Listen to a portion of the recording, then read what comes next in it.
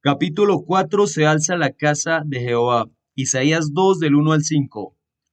Volverán sus espadas en rejas de arado y sus lanzas en hoces. No alzará espada nación contra nación, ni se adiestrarán más para la guerra. Así se traducen las palabras grabadas en un muro de la Plaza de las Naciones Unidas en la ciudad de Nueva York. Durante décadas no se indicó la procedencia de la cita, y ya que el objetivo de la ONU es trabajar en favor de la paz mundial, era fácil atribuirla a quienes en 1945 fundaron dicha organización. Sin embargo, en 1975 se cinceló el nombre de Isaías en el muro, al pie de la cita, y así se puso de manifiesto que esas palabras no tenían origen moderno. De hecho, constituyen una profecía que, escrita hace más de 2700 años, se halla en lo que hoy es el capítulo segundo del libro de Isaías. Durante milenios, los amantes de la paz se han preguntado cómo y cuándo ocurrirán los sucesos que predijo el profeta. Eso ya no es preciso. Ahora vemos con nuestros propios ojos el extraordinario cumplimiento de esta antigua profecía. ¿Qué naciones vuelven sus espadas en rejas de arado? Está claro que no se trata de las naciones y gobiernos políticos de tiempos modernos. Hasta ahora, esas naciones han fabricado armas, espadas, tanto para guerrear como para preservar la paz mediante el uso de la fuerza. En realidad, su tendencia siempre ha sido la de convertir los arados en espadas. La profecía de Isaías se cumple en representantes de todas las naciones, en personas que adoran a Jehová, el Dios de la paz. Filipenses 4:9. Las naciones que afluyen a la adoración pura. El capítulo 2 de Isaías comienza con estas palabras: la casa que Isaías, el hijo de Amós, contempló en visión acerca de Judá y Jerusalén. Y en la parte final de los días tiene que suceder que la montaña de la casa de Jehová llegará a estar firmemente establecida por encima de la cumbre de las montañas, y ciertamente será alzada por encima de las colinas, y a ella tendrán que afluir todas las naciones. Isaías 2, 1 y 2. Observemos que la profecía no es una simple conjetura, pues a Isaías se le ordena que escriba lo que sin falta tiene que suceder. Todo lo que Jehová se propone tiene éxito seguro. Isaías 55:11 dice: Así será la palabra que sale de mi boca, no volverá a mí sin resultados, sin falta hará lo que yo deseo y cumplirá con éxito lo que la envío a hacer. Probablemente a fin de recalcar la fiabilidad de su promesa, Dios inspiró al profeta Miqueas, contemporáneo de Isaías, para que escribiera en su libro la misma profecía que se halla en Isaías 2 del 2 al 4, Miqueas 4 del 1 al 3. Isaías 2 del 2 al 4 dice: En la parte final de los días, la montaña de la casa de Jehová será firmemente establecida por encima de la cumbre de las montañas y será elevada por encima de las colinas, y a ella afluirán todas las naciones. Y muchos pueblos irán y dirán: Vamos, subamos a la montaña de Jehová, a la casa del Dios de Jacob. Él nos enseñará sus caminos y nosotros andaremos en sus sendas, porque la ley saldrá de Sión y la palabra de Jehová de Jerusalén. Él será juez entre las naciones y resolverá los asuntos con relación a muchos pueblos. Convertirán sus espadas en rejas de arados y sus lanzas en podaderas. Las naciones no alzarán la espada unas contra otras, ni aprenderán más a hacer la guerra. Miqueas 4 del 1 al 3 dice: En la parte final de los días, la montaña de la casa de Jehová será firmemente establecida por encima de la cumbre de las montañas y será elevada por encima de las colinas, y a ella afluirán pueblos, y muchas naciones irán y dirán: Vamos, subamos a la montaña de Jehová y a la casa del Dios de Jacob. Él nos enseñará sus caminos y nosotros andaremos en sus sendas, porque la ley saldrá de Sión y la palabra de Jehová de Jerusalén. Él será juez entre muchos pueblos y resolverá los asuntos con relación a poderosas naciones lejanas. Convertirá sus espadas en rejas de arados y sus lanzas en podaderas. Las naciones no alzarán la espada unas contra otras, ni aprenderán más a hacer la guerra. ¿Cuándo se habría de cumplir la profecía de Isaías? En la parte final de los días, o como dice la nueva versión internacional, en los últimos días, en las escrituras griegas cristianas se predijeron distintos rasgos que marcarían este periodo, entre ellos guerras, terremotos, pestes, escasez de alimentos y tiempos críticos, difíciles de manejar. La nota al pie de página dice, véase el capítulo 9 titulado Vivimos en los últimos días del libro que enseña realmente la Biblia, editado por los Testigos de Jehová. Segunda a Timoteo 3 del 1 al 5 dice, pero debes saber que en los últimos días vendrán tiempos críticos y difíciles de soportar, porque la gente solo se amará a sí misma, serán amantes del dinero, fanfarrones, arrogantes, blasfemos, desobedientes a los padres, desagradecidos y desleales. No tendrán cariño natural, no estarán dispuestos a llegar a ningún acuerdo, serán calumniadores, no tendrán autocontrol, serán feroces, no amarán lo que es bueno. Serán traicioneros y testarudos, estarán llenos de orgullo, amarán los placeres en vez de a Dios y aparentarán tener devoción a Dios, pero en realidad estarán negando el poder de esa devoción. Aléjate de ellos. Lucas 21, 10 y 11 dicen, entonces les dijo, peleará nación contra nación y reino contra reino.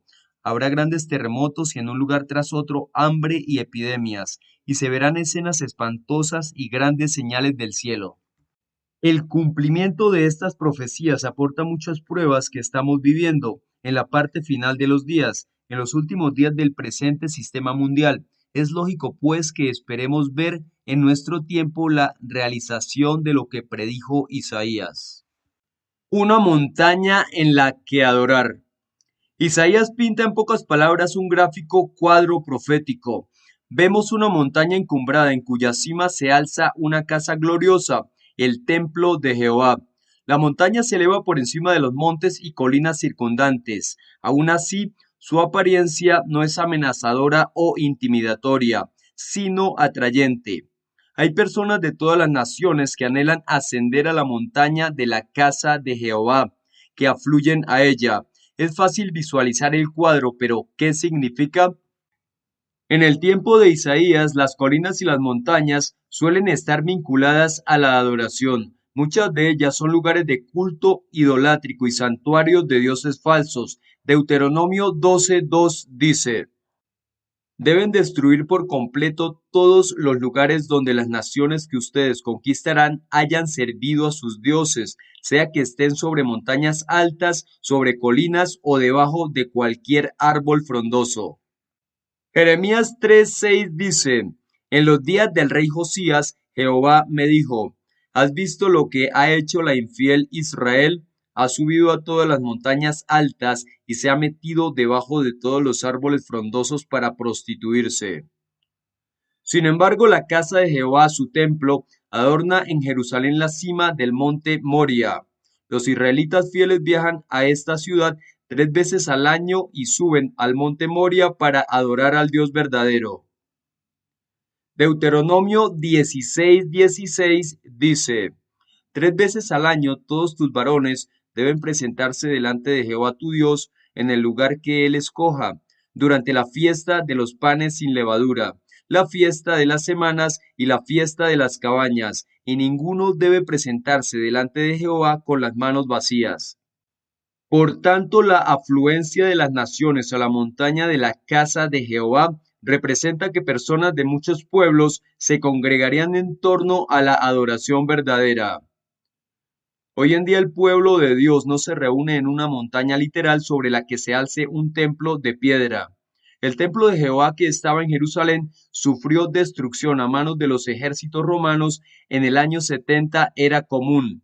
Además, el apóstol Pablo aclaró que tanto aquel templo como el tabernáculo que lo precedió eran representativos. Prefiguraron una realidad espiritual y más grandiosa, la tienda verdadera que Jehová levantó y no el hombre. Hebreos 8:2 dice, y es siervo del lugar santo y de la tienda verdadera que levantó Jehová y no el hombre. Esta tienda espiritual es la provisión para acercarse a Jehová a fin de adorarlo y se basa en el sacrificio de rescate de Jesucristo. Hebreos 9 del 2 al 10 dice, Se preparó el primer compartimiento de la tienda donde estaban el candelabro, la mesa y los panes de la presentación. Se llamaba el lugar santo, pero detrás de la segunda cortina estaba el compartimiento de la tienda llamado el Santísimo. Allí había un incensario de oro y estaba el arca del pacto totalmente revestida de oro. Dentro de ella estaban la jarra de oro que contenía el maná, la vara de Aarón que echó brotes y las tablas del pacto y encima estaban los gloriosos querubines cubriendo con su sombra el lugar de la reconciliación. Pero ahora no es el momento de hablar de estas cosas en detalle. Preparadas así estas cosas, los sacerdotes entran regularmente en el primer compartimiento de la tienda para realizar los servicios sagrados.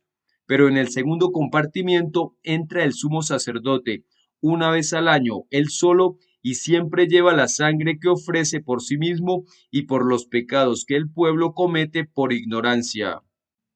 De este modo, el Espíritu Santo aclara que mientras estaba en pie la primera tienda, el camino al lugar santo no se había revelado todavía. Esta tienda es una representación simbólica para nuestros tiempos y siguiendo ese sistema se presentan tanto ofrendas como sacrificios. Sin embargo, estos no logran que la conciencia del hombre que da servicio sagrado sea perfecta. Tienen que ver solamente con alimentos y bebidas y diversos lavados ceremoniales. Eran requisitos legales relacionados con el cuerpo y eran obligatorios hasta el tiempo fijado para rectificar las cosas.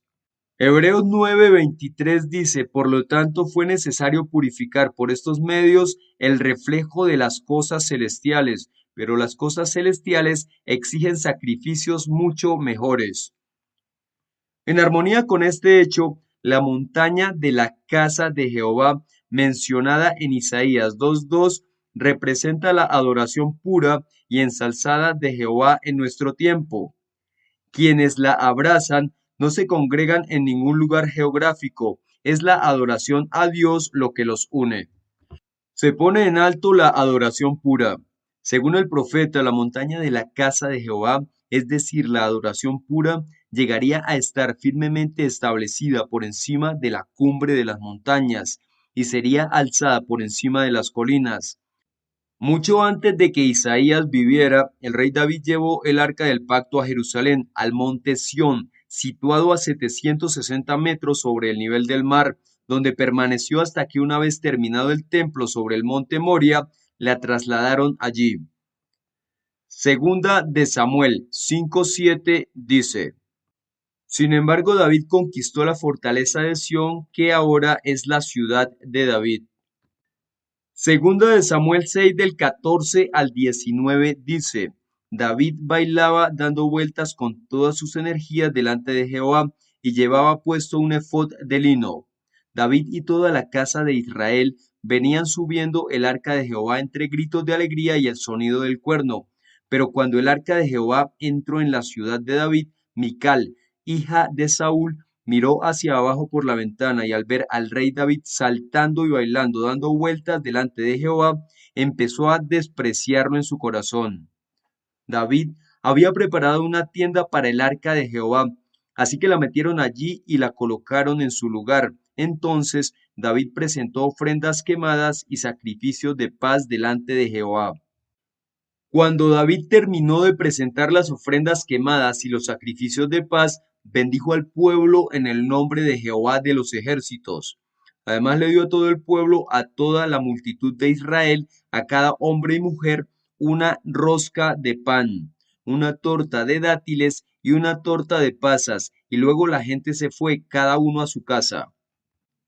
Segundo de Crónicas 3:1 dice, entonces Salomón empezó a construir la casa de Jehová en Jerusalén, en el monte Moria, donde Jehová se le había aparecido a su padre David, en el lugar que David había preparado en la era de Ornán el Jebuseo. Segunda de Crónicas 5 del 1 al 10 dice, Salomón terminó todo el trabajo que tenía que hacer para la casa de Jehová. Entonces trajo las cosas que su padre David había santificado y guardó la plata, el oro y todos los objetos en las cámaras del tesoro de la casa del Dios verdadero. Por aquel tiempo, Salomón reunió a los ancianos de Israel, a todos los jefes de las tribus y los jefes de las casas paternas de Israel. Vinieron a Jerusalén para subir el arca del pacto de Jehová desde la ciudad de David, es decir, Sión. Todos los hombres de Israel se reunieron delante del rey durante la fiesta que se celebra el séptimo mes. Así que todos los ancianos de Israel vinieron y los levitas levantaron el arca. Subieron el arca, la tienda de reunión y todos los utensilios santos que había en la tienda. Lo subieron los sacerdotes y los levitas. El rey Salomón y toda la asamblea de Israel, que fue convocada para reunirse con él, estaban delante del arca. Las ovejas y las reses que se estaban sacrificando eran tantas que no se podían contar ni numerar. Entonces los sacerdotes llevaron el arca del pacto de Jehová a su lugar dentro del cuarto más interior de la casa, el Santísimo, debajo de las alas de los querubines. Las alas de los querubines estaban extendidas sobre el lugar donde estaba el arca, de manera que los querubines cubrían el arca y sus varas desde arriba. Las varas eran tan largas que sus puntas se podían ver desde el santo, delante del cuarto más interior, pero no se podían ver desde fuera, y allí siguen hasta el día de hoy. No había nada en el arca excepto las dos tablas que Moisés había puesto dentro de ella en Horeb, cuando Jehová hizo un pacto con el pueblo de Israel al salir de Egipto. Por consiguiente, en tiempos de Isaías, el arca sagrada ya se había puesto literalmente en alto y colocado en el templo en un lugar más elevado que las numerosas colinas de los alrededores, en las que se adoraba a dioses falsos. Claro está, en sentido espiritual, la adoración de Jehová siempre ha sido superior a las prácticas religiosas de quienes sirven a dioses falsos. Sin embargo, en nuestros días, Jehová ha ensalzado su adoración hasta los cielos, por encima de toda forma de adoración inmunda, sí, muy por encima de todas las colinas y de la cumbre de las montañas. ¿Cómo lo ha hecho? En buena medida, reuniendo a cuantos desean adorarlo con espíritu y con verdad. Juan 4:23. Cristo Jesús asemejó una conclusión de un sistema de cosas a un tiempo de siega en el que los ángeles juntarían a los hijos del reino, es decir, a quienes abrigan la esperanza de gobernar con Jesús en gloria celestial.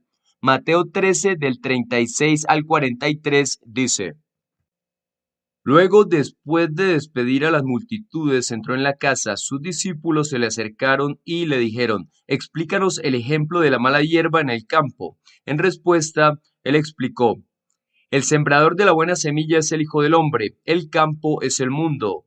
La buena semilla son los hijos del reino, la mala hierba son los hijos del maligno, y el enemigo que la sembró es el diablo. La cosecha es la conclusión de un sistema y los cosechadores son los ángeles. De manera que así como se arranca la mala hierba y se quema en el fuego, así pasará en la conclusión del sistema. El Hijo del Hombre enviará a sus ángeles y ellos sacarán de su reino todas las cosas que llevan al pecado y a las personas que violan la ley, y las arrojarán en el horno de fuego. Ahí es donde llorarán y apretarán los dientes. En ese tiempo los justos brillarán en el reino de su Padre tanto como el sol.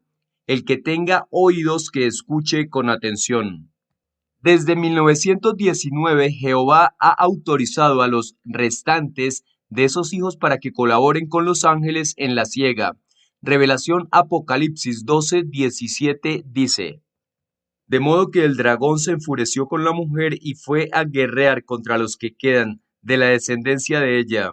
Estos son los que obedecen los mandamientos de Dios y tienen la misión de dar testimonio acerca de Jesús. De modo que primero se reúne a los hijos del reino, los hermanos ungidos de Jesús, y luego estos participan en otra obra de recolección. En este tiempo de siega, Jehová ha ayudado progresivamente al resto ungido a entender y poner por obra su palabra, la Biblia, lo que también ha contribuido a ensalzar la adoración pura.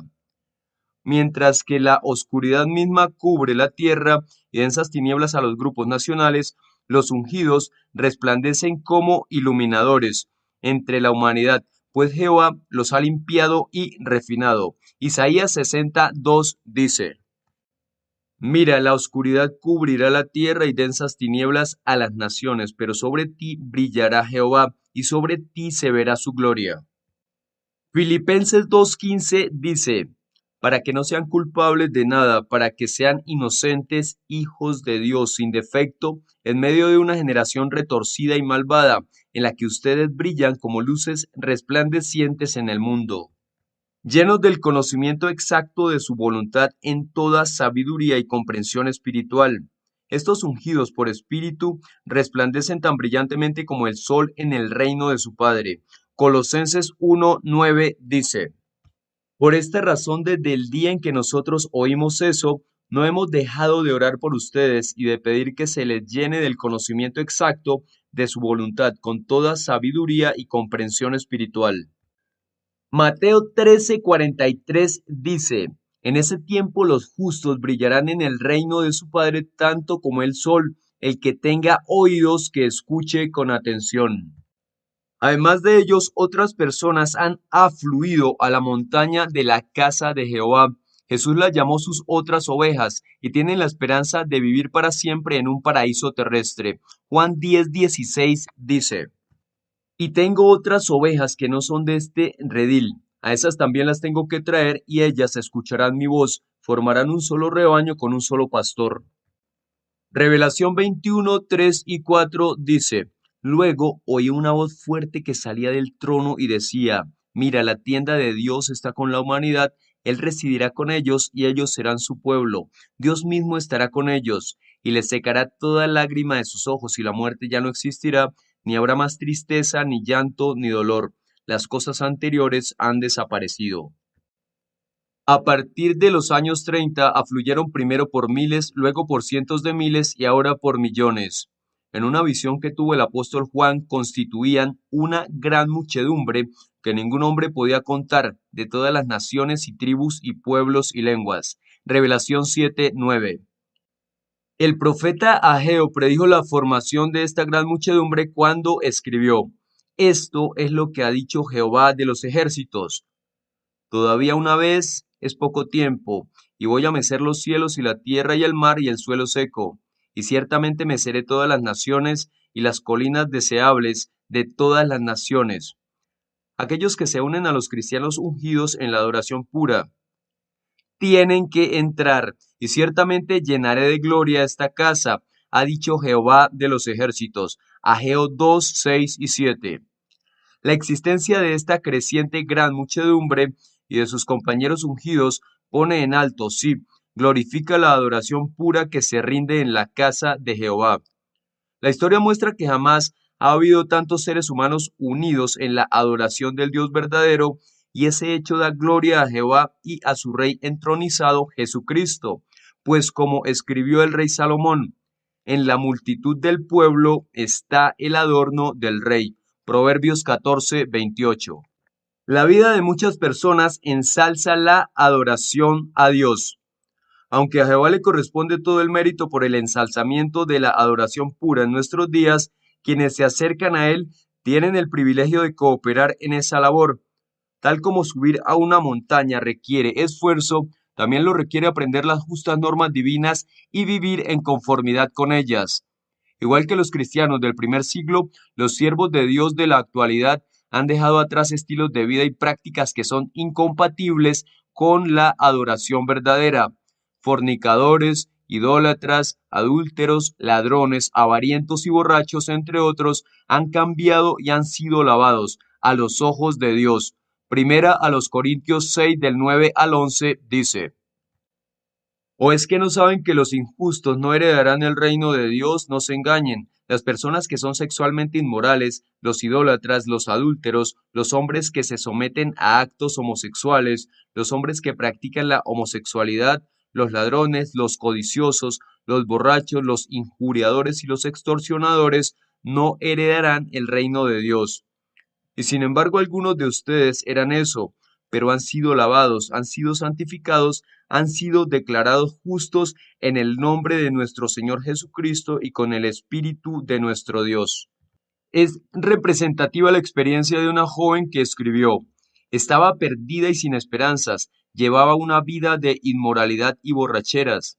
Contraje varias enfermedades de transmisión sexual. También vendía drogas y sencillamente no me importaba nada.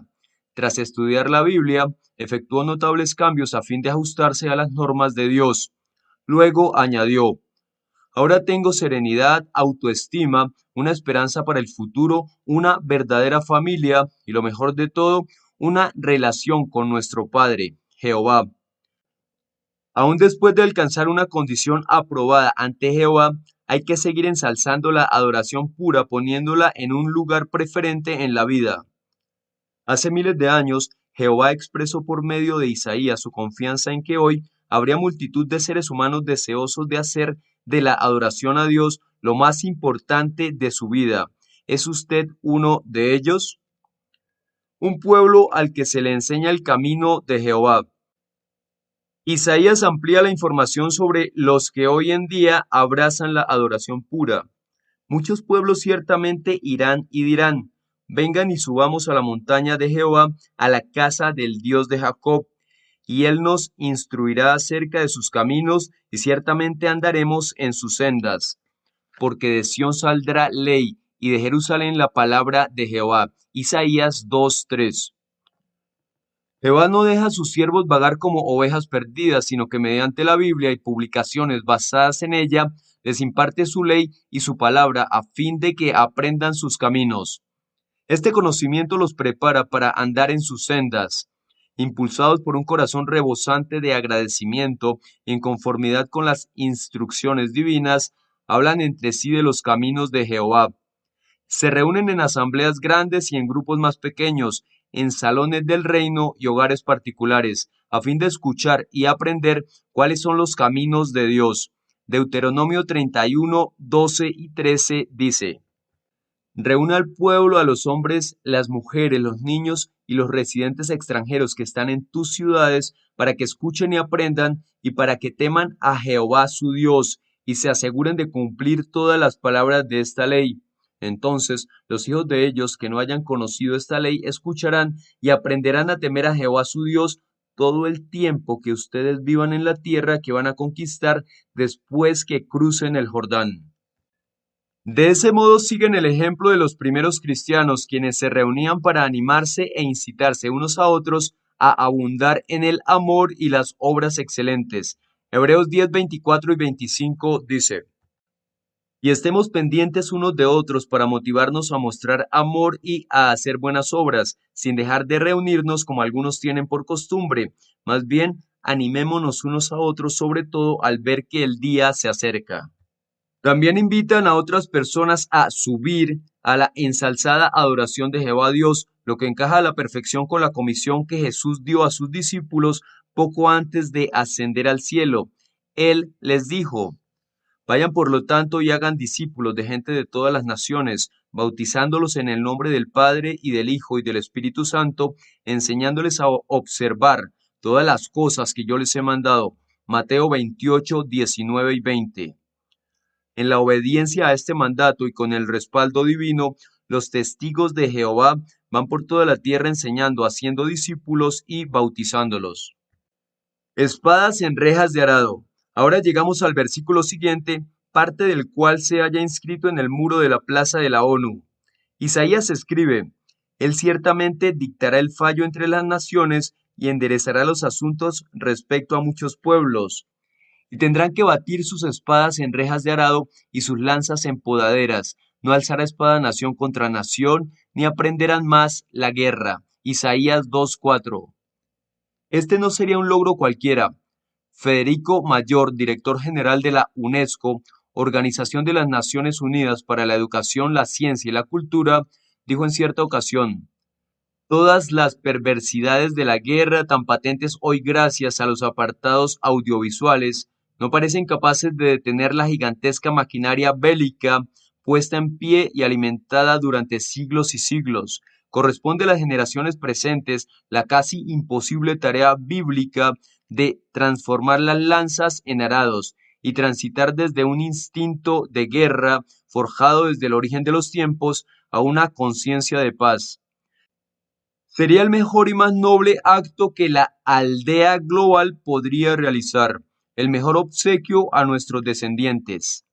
Las naciones en conjunto nunca lograrán ese noble objetivo, sencillamente está fuera de su alcance. Las palabras de Isaías se cumplen en individuos de muchas naciones, unidos en la adoración pura. Jehová ha enderezado los asuntos entre ellos, ha enseñado a su pueblo a vivir en paz unos con otros. En efecto, en un mundo dividido y desgarrado por la contienda, sus siervos han batido figurativamente sus espadas en rejas de arado y sus lanzas en podaderas. ¿Cómo lo consiguen? Por un lado, no toman partido en las guerras de las naciones. Poco antes de la muerte de Jesús, unos hombres armados se dispusieron a arrestarlo. Cuando Pedro blandió una espada en defensa de su maestro, Jesús le dijo: «Vuelve tu espada a su lugar, porque todos los que toman la espada perecerán por la espada». Mateo 26:52. Desde entonces, quienes siguen las pisadas de Jesús han batido sus espadas en rejas de arado y se han negado a tomar las armas para matar a su prójimo, así como a apoyar de otras maneras las actividades bélicas. Siguen tras la paz de todos. Hebreos 12:14. Sigamos los caminos de la paz. La paz del pueblo de Dios implica mucho más que su negativa a intervenir en las guerras. Aunque quienes lo integran se hallan en más de 230 países y representan innumerables lenguas y culturas, disfrutan de paz entre sí. En ello se observa un cumplimiento moderno de las palabras que Jesús dirigió a sus discípulos en el siglo I. En esto todos conocerán que ustedes son mis discípulos, si tienen amor entre sí. Juan 13:35. Los cristianos de la actualidad son pacificadores. Mateo 5:9 dice: «Felices los que fomentan la paz, porque serán llamados hijos de Dios». Buscan la paz y siguen tras ella. Primera de Pedro 3:11 dice: «Que se aparte de lo que está mal y que haga lo que está bien, que busque la paz y vaya tras ella». Además, los sostiene Jehová, el Dios que da paz. Romanos 15:33 dice: «Que el Dios que da paz esté con todos ustedes». Amén. Entre quienes han aprendido a ser pacificadores hay ejemplos asombrosos. Un joven escribe respecto a su niñez: «Las experiencias difíciles me enseñaron a defenderme, me hicieron agresivo y estaba resentido con la vida. Siempre acababa enzarzándome en alguna pelea. Cada día luchaba con un muchacho distinto del vecindario, unas veces con los puños y otras con piedras o botellas. Crecí siendo muy violento. Con el tiempo, sin embargo, este joven aceptó la invitación de acudir a la montaña de la casa de Jehová, aprendió los caminos divinos y se convirtió en un pacífico siervo de Dios». La mayoría de los que sirven a Jehová no proceden de un entorno tan violento, pero incluso en detalles relativamente pequeños como manifestaciones de bondad, perdón y empatía, procuran fomentar la paz con el prójimo. Aunque son imperfectos, tratan de seguir el consejo bíblico de continuar soportándose unos a otros y perdonándose liberalmente unos a otros si alguno tiene causa de queja contra otro. Colosenses 3:13. Un futuro de paz. Jehová ha efectuado algo maravilloso en esta parte final de los días. De todas las naciones ha reunido a personas que desean servirle y les ha enseñado a andar en sus caminos, en los caminos de la paz. Estas son las personas que sobrevivirán a la venidera gran tribulación y entrarán en un nuevo mundo pacífico en el que la guerra se habrá eliminado para siempre. Revelación 7:14 dice: «Así que enseguida le contesté: Señor mío, tú eres el que lo sabe». Entonces él me dijo: «Ellos son los que salen de la gran tribulación, han lavado sus túnicas largas y las han emblanquecido en la sangre del Cordero». Las espadas, las armas ya no existirán. Acerca de ese tiempo, el salmista escribió: «Vengan, contemplen las actividades de Jehová, cómo ha establecido acontecimientos pasmosos en la tierra. Hace cesar las guerras hasta la extremidad de la tierra. Quiebra el arco y verdaderamente corta en pedazos la lanza. Quema los carruajes en el fuego». Salmo 46, 8 y 9. Ante tales perspectivas, la siguiente exhortación de Isaías es tan oportuna hoy como cuando la puso por escrito: «Oh hombres de la casa de Jacob, vengan y andemos a la luz de Jehová». Isaías 2:5. Sí, que la luz de Jehová ilumine ahora nuestra senda, para que andemos en sus caminos por toda la eternidad. Miqueas 4:5 dice: Porque todos los pueblos andarán cada uno en el nombre de su Dios, pero nosotros andaremos en el nombre de Jehová nuestro Dios, para siempre jamás.